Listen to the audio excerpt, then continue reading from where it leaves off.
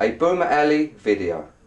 I just saw a friend who was going to the hospital to get a heart stent, and he said he wasn't worried because his doctor is the top man in his field. Then I saw someone who's getting a knee replacement, and she also said that her doctor is the top man in his field.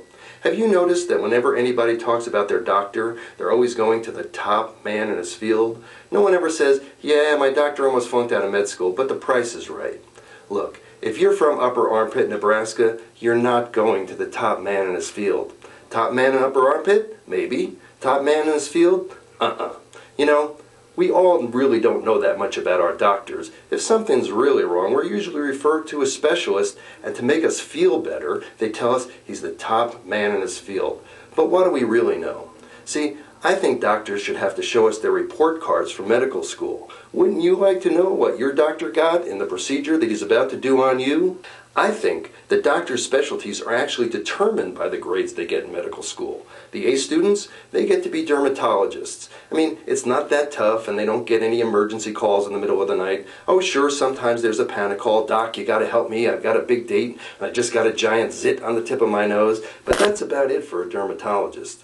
Now, conversely, the D students, the men and women who just barely get through medical school, they get to be, as you might have guessed, proctologists. They're told, yes, you can be a doctor, but you're going to spend every day for the rest of your life exploring the South Pole. Now, proctologists will tell you that's not the case. They'll tell you that they just happen to find the most fascinating part of the body is the colon.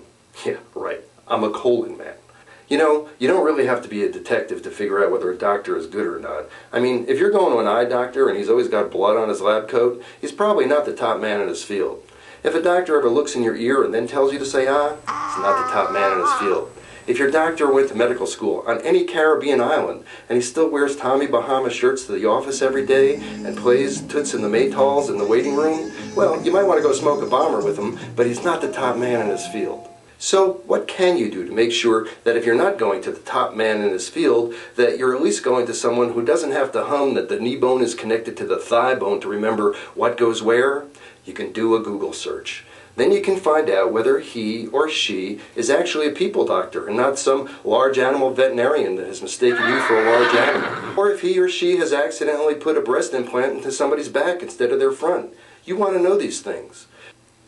So, do your homework. The good news is, even though most doctors aren't the top man in their field, they're usually well-educated, they're competent, and hopefully they have clean fingernails. That's what I think. Let me know what you think. I'm Mark at BoomerAlley.com.